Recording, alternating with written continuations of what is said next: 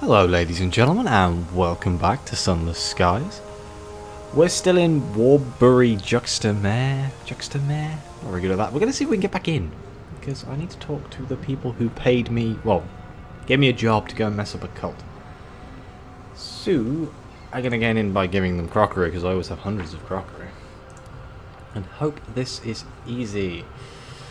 Oh, what kind of outfit do we want? I went through all of these in the last episode, so let's just go with the dress shirt, not a dress. Here we go, let's go to the office of the bureau. Oh, how beautiful, chandeliers driven with diamonds, I've read this before. Return with news of your triumph.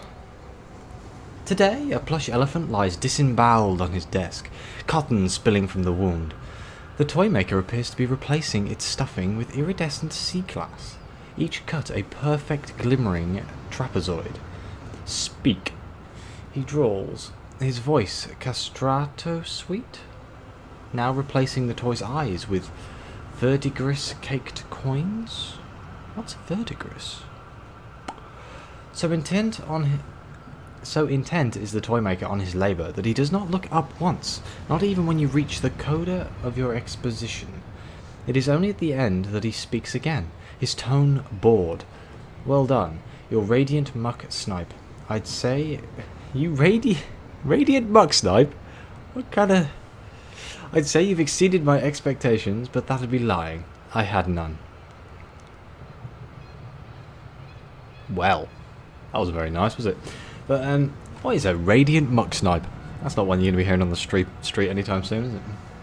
So, 250 experience, 50 sovereigns, and a ministry stamp permit.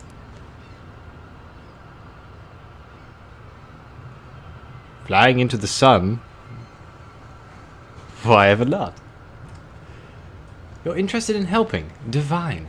The toy maker sets down his plush patient, his stainless steel tweezers, his needles and coils of glistening thread. London is ignoring our plight. They cannot see the danger the cult presents. How untidy it is. How it draws workers to them till we cannot maintain Warbley's perfection. I must sort this mess out myself. His frown is sharp. I once worked with the dazzled sequencer. We were so close to friends as close to friends as colleagues can be. He has worked in the Clockwork Sun. Devices. He must be able to spare something. Go to him. Get help. We know this guy. We have been there before. Okay. I do have an awful lot of terror right now. So let's just lower it a little bit, I suppose. Yeah, rubbery lumps. Everyone loves a good rubbery lump. But again, more rubbery lumps. I mean, doesn't that give me more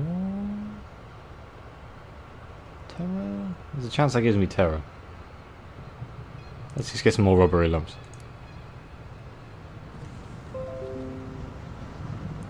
Thank you, Windows. That's what happens when the first thing you do when you turn your computer on is do a recording. You end up with all of the pop-ups that normally don't appear. Okay, so my fear is a lot better than it was, but it's still crap. Ah, I have a technique now. When this happens, I can just go, yeah. Somebody told me to do that. And I'm still greatly impressed. Let's go up to the Clockwork Sun, I suppose. Yeah, okay. I mean, I was going to try and go to the floating parliament, but that is literally right next door, but I fear my terror may be too crap. I just remembered something. Hang on, back to port. I've got those cabins before the update. And I was like, oh, that's a bit annoying. They take up the auxiliary slot. I noticed as I was loading in and just looking at everything, see if I could work out what was going on, because I have terrible memory, that this now fits here. So I can get more armor, What armor? Is this armor? Is it just hull? Yeah. And more crew. And it fits there. If I can get it to equip. Excuse me. There we go. Wonderful. I am still curious as to why... Do I have over 50 irons? Yes? No? Yes. I'm going to take this off and put it back on. And I'm going to take this off and put it back on and hope that somehow fixes the whole thing. It has not. Well, bugger. I think that's because they changed the properties of the items as I already had them equipped and the game doesn't quite know what to do. But I'm not sure. I'm not a games developer. I did games design. I did a college in games design. Doesn't mean I was any good. And that was many years ago now. It was just a course on how to do 3D modelling and graphics design, basically. I always was more of a fan of Photoshop than I was 3D modelling. But anyway, I digress. Let's see if we find anything absolutely terrifyingly horrible that's going to chew us in half on our way to the Clockwork Sun. What is this thing here? Bado! Maybe we find anything. You never know, there might be something else. Ooh. Oh, flying into it, whatever it is. Please, Toby, come back, because that went horribly. Bloody crockery. That crap.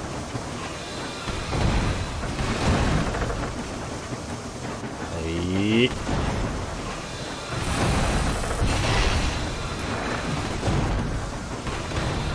Well, that could have gone worse. The star-maddened explorer is defeated. The crew of this weathered engine have been driven mad by the winds and the stars and the things that haunt the sky. Well, we could... I kind of want to know the crew, I'm not full. We explore the corridor whose walls and ceilings are daubed with unfamiliar constellations. At last you find a captain barricaded from within. It holds a crewman who seems lucid. He begs to join your crew. Your own crew aren't sure. What if star madness seizes him? Ah, bugger. Oh well, we'll lose terror. He looks disappointed but agrees. The crew are happier with him locked away and are cheered by being able to perform this act of sensibly cautious charity. Yeah, we'll lose. Losing terror is always a good thing. As much as I'd like a new crew member, I can just go to London and buy one. A waste of glass shards gleaming with light, 1,000 pins of sunlight prickling your eyes. Oh, we're nowhere near the sun, so what the hell was that?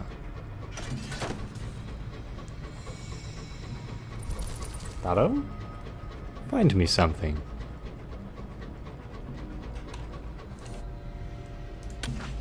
Huh.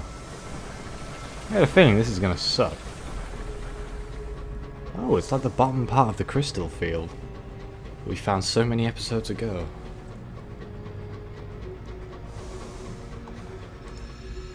Yeah. Oh, it's a scrying thing. Of course it is. Yeah. It's a shame the scry doesn't fit in a different slot. Not that I've checked if it doesn't. That would be funny. Highly unlikely though. My biggest problem is the amount of terror I'm going to get just for going close to the sun. And then I've got to get away from the sun. It might be wise for me to go here. See if there's anything I can do here. Go back to London. Then go back to Worlebury to reset my terror meter. Assuming I have to go back to Worlebury, I assume I do, because he wants me to pick up a device. It may potentially help him. Beat the cult. I wonder if you can side with the cult. There was options to do that, so... You're only seeing one side of the story here, I fear, but... This is my game, damn it, and I'm playing it how I would play it. I'm going to join some mad cult. Nothing ever comes of mad cults. Look at the real world for that one. Bunch of brainwashed people.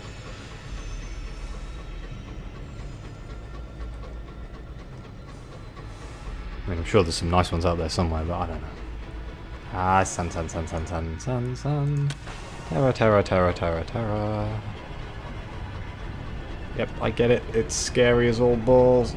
Not entirely sure why it's scary, but it is. Oh dear. 51. Where the hell is the... Oh. I was like, I swear it was right here. Oh man. That's a lot of... I juiced up that terror quite a lot. Right, to Sunspur, I suppose. I have read all this in the past, but let's write a port report. That's a very cool thing. Who was asking for that? Were the scholars? Somebody was asking for a port report of the Clockwork Sun. In response to your questions, the engineers shrug. The day dawns, the sun brightens, the night comes, the sun dims. What more is there to say? Some of them seem so exhausted they can barely stand. They insist it's proximity to the sun that affects their sleep. Okay. The azimuth, that's where the guy is. I thought that said something else then.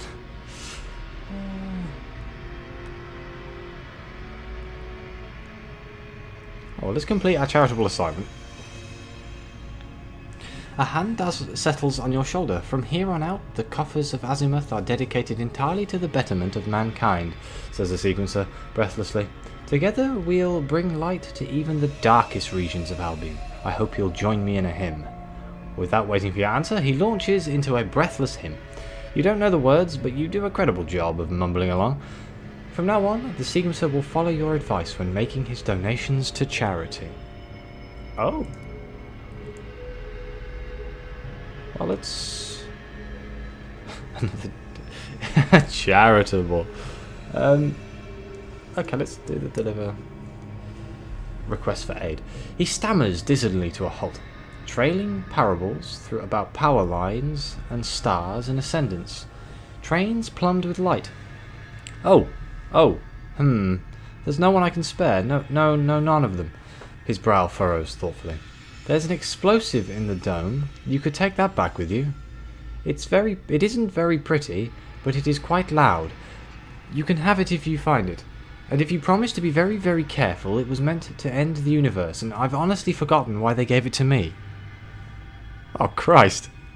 It's hard to tell if the dazzle sequencer means that sincerely. Nevertheless, he details the ritual that you must perform to activate the device, if you find it. I don't think I want a world-ending bomb. Somehow. Look at this one. Would you request access to the Sunshine Dome and locate the bomb there? Okay, let's ask for another charitable assignment too. The dazzle sequencer explains you'll be delivering your care package to one of the grottiest slums in Worlebury-juxta-Mare. Great. Soon enough, the people of Albion will look up at the sun in the sky and see a giver of warmth and life and kindness, something they can rely on, just like the old days. He flashes you with his most sincere smile and bids you a good journey. He's wrong, of course. You'll be going straight to your friend in London. Oh, God. I'm ripping off the sun. God damn it. Okay, let's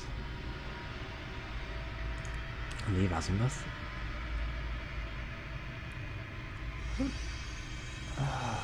God, visit the glass house. What is this? An isolated section of abandoned exhibition halls that have been repurposed to hold not treasures but prisoners. Each wears a grey smock rather than a protective suit, leaving them utterly undefended from the ravages of sunlight.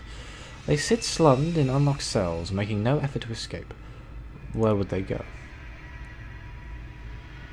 I don't remember this being here last time I was here. Some of the prisoners are shining at the seams. Some have eyes of curdled glass, a fractured face turns to watch you. A few are singing in praise of the sun, mouths bloody and throats tattered. You should perhaps be horrified, but the song wraps tender cords around your mind and numbs you. Glass crunches underfoot. When you lift your boot, you discover a cracked ear beneath. They're turning to glass? Oh, 49% chance.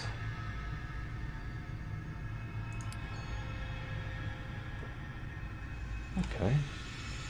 A hideous story. You root out one of the newer prisoners. A woman whose mind isn't entirely fractured. Her eyes are shining gold, her fingertips pearlescent. With a calm manner and firm words, you momentarily manage to stop her singing. With a newly focused gaze, she tells you what she's seen. Men shattered, men unmade. It hates us, she says, staring at her glass-tipped fingers. Oh god, this is horrible. So the sun turns prisoners to glass? But why? I understand the protective gear and stuff, but I was thinking more along the lines of UV, I suppose. Like people just bursting into flames. Approach the glass empty. Huh? Only one cell is locked, and the man within is neither singing nor screaming. The left half of his body is shimmering translucent. Has this got anything to do... The boatman lady had a glass skull. I wonder if that's got anything to do with this. Only the flesh and muscle of his left half has vitrified, not the bones and blood within. The glass is suffused with 1,000 fine frozen capillaries, like delicate red cracks running through ice. He fixes you with an anguished stare. Get me out of here.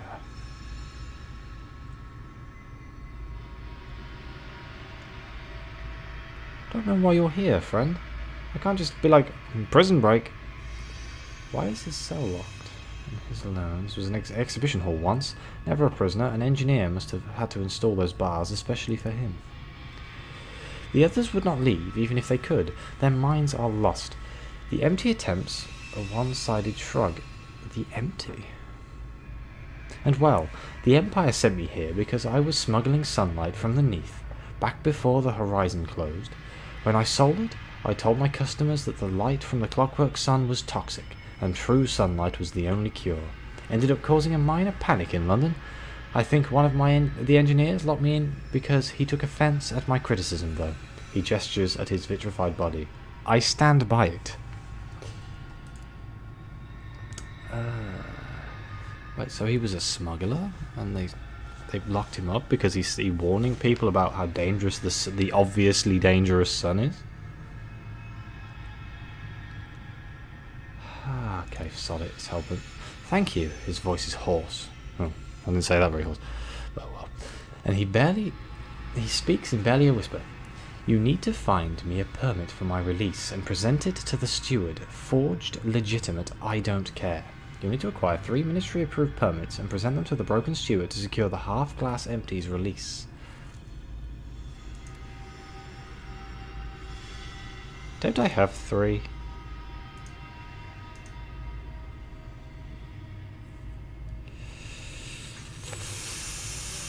Oh no, I could free him right now.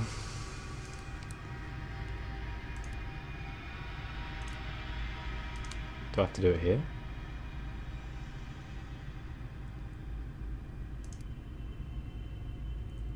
How? Where do I give this then? The clockwork sun. Azimuth maybe?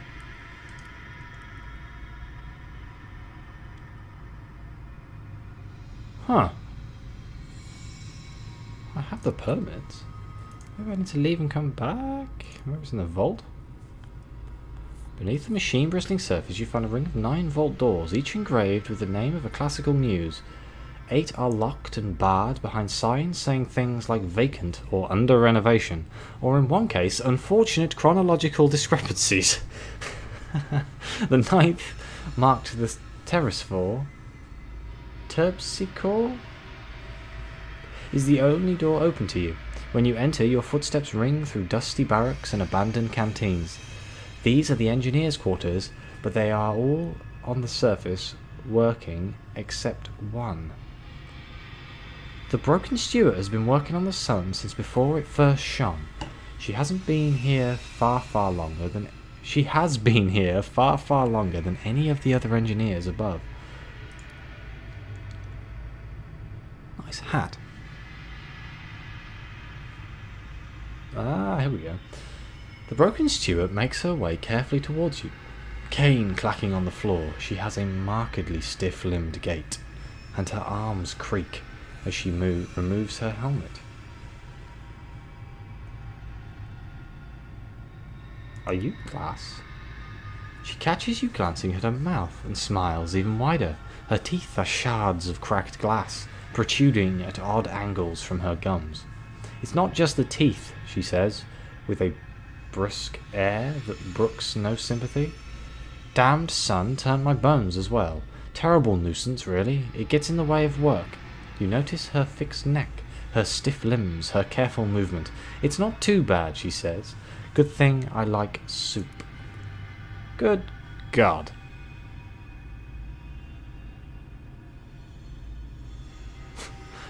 Bring 3 permits to the broken steward. 1 to authorise the release of the half-empty. Sweet.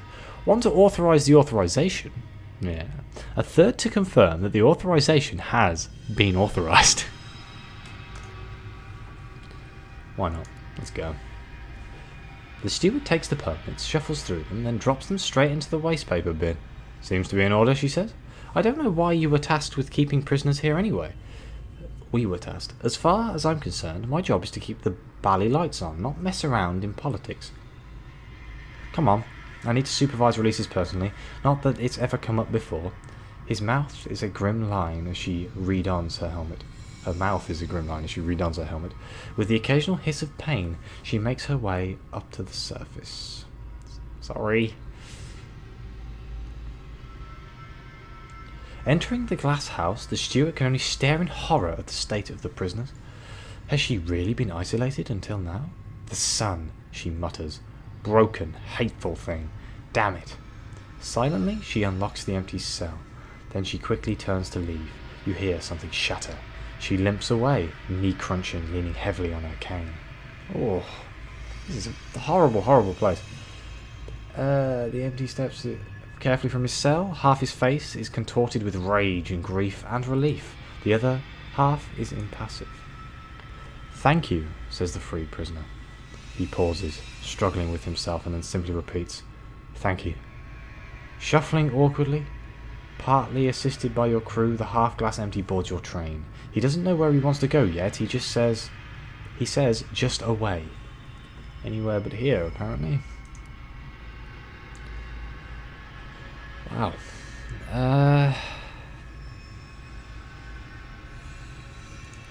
Where is the vault? Just out of curiosity. Request access to the Sunset Dome. I'm kind of like... I'm a little bit worried about going in here because of the amount of terror, but let's have a quick go. We get a suit. Protects us. We have 4 things we can do. 38%. Search elsewhere. 63? Oh, 250 sovereigns, eh? Acid roses, predatory daffodils, snapping tulips, with lamprey mouths, specimens imported decades ago from old London. The kind of common flowers that might be found at a street florist's, but bone white and deadly. Your crew hacks through them all, leaving a swath of slaughtered jungle in your wake. After much sweat and panic, you come upon one of the Shamalar's treasures, hidden in a tangle of pale weeds, an oyster shell encrusted with diamonds. The vegetation has already reclaimed the path behind you. Sighing, you order your crew to resume their work. I've definitely read that before. That 5 terror. Bad. Bad. Can I do it again? Uh-oh. That was a not fully winning thing. Do it myself, damn it. Okay, there goes all of my suit. I got another 250 sovereigns. Your suit hangs in rags. Uh-oh. Ugh! That's not good. Oh dear. So now I basically have a full terror bar, and as soon as I leave, probably gonna put me up to terror 4, which is gonna be terrifying. Oh, I should have pushed my luck. Got greedy. Well. Yep. There's no way in hell I'm getting back to London on a few percent. As far as I know, there's nothing I can do to lower my terror while I'm here, so I've made a terrible, terrible, terrible mistake. Let's see if we can get back to London. It's a hell of a trek. Doesn't help that the sun is forcing our terror up just for being in proximity to it.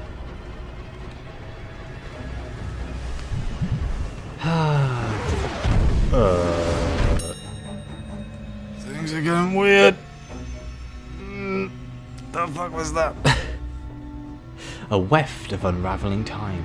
You have strayed into a place where the weave of time has frayed. The sky groans. The borders that separate past from future crumble, and your engine is dragged in. We are getting the hell out of here. Screw this shit. 62%. They falter, haunted by times they thought they'd left behind, or cowed by glimpses of fate plans. You bark your orders. Damn it! The tear in time is too wide and too frantic, your locomotive is snared. The present is buffeted by ragged days from times long ago, and swamped by the swells of solemn ages yet to come. Everything changes. When are you? Oh no.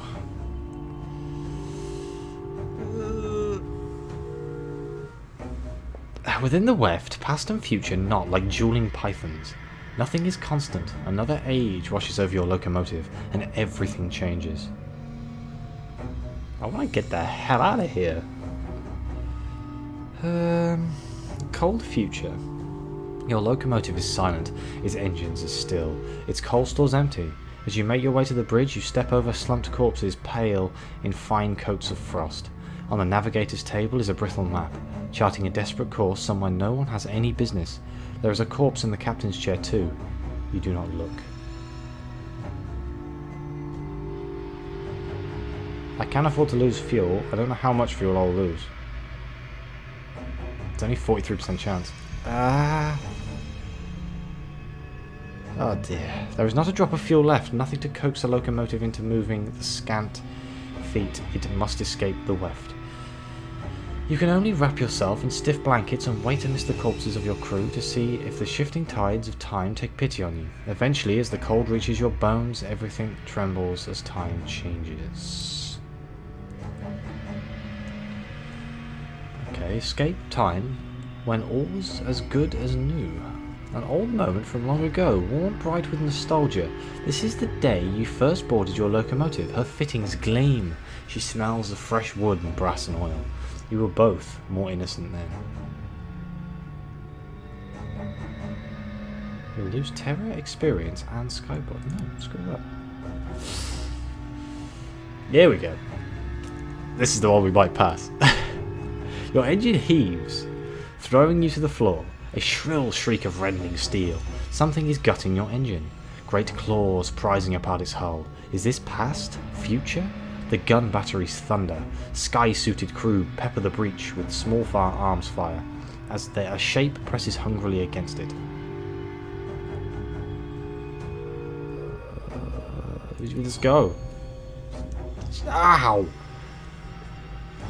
Oh, this is terrible. You force your way through the battle to the bridge, ordering an evasive maneuver that casts off your attacker and sends you thundering from the weft.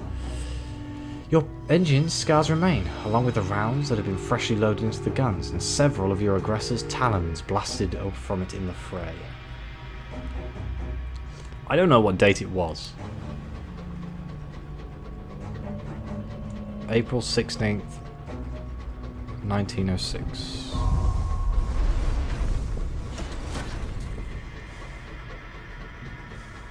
Is there a way to look at my journal? Let's see what time it is now. I mean, I'm going to have to look at my recording, aren't I? I'm going to have to see what date it was when little things pop up. Oh dear. Well, I'm doing a bloody good job of looking after my thermometer. March 16th. Oh. 1905? Oh god. What has happened? Has that undone everything we've done? How does that affect the game? Because surely, like, people will not know who we are? No? Huh. Right, let's just make our way to London. Doc, worry about what the hell just happened later. I hear gunfire, god damn it. That's the last thing I need. Leave me be, foul creature.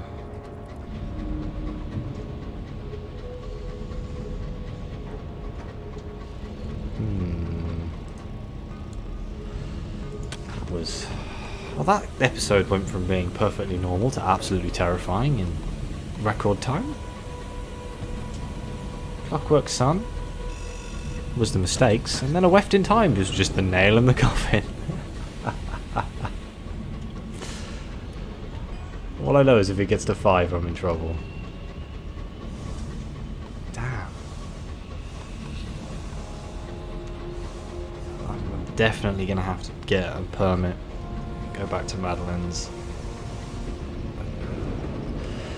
And then just deal with it like that, I suppose, and see if we can get it down, even though I'm probably lacking the things I need to get it down.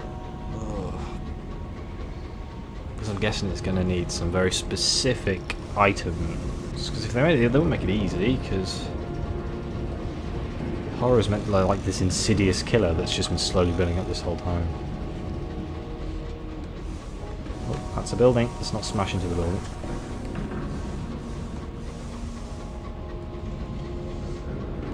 On the plus side, I now have a title for the episode. I was trying to wonder what I could call it. Weft in Time. Yeah. Because I couldn't go with Clockwork Sun. I've already done Clockwork Sun.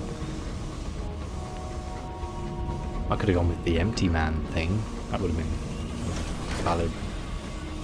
Have I just gone completely the wrong way?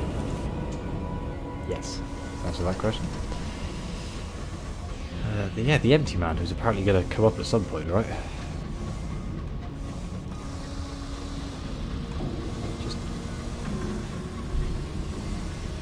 Right. Here we are. And with that, a horrible, horrible ending, I'm going to end the episode here. As always, thank you for watching. Like, subscribe, let me know what you think. Any comment, any like, greatly appreciated. Any hints and tips is also helpful, especially if it comes to something to do with terror. Because I don't know what I'm doing. But anyway, as always, I'll see you next time.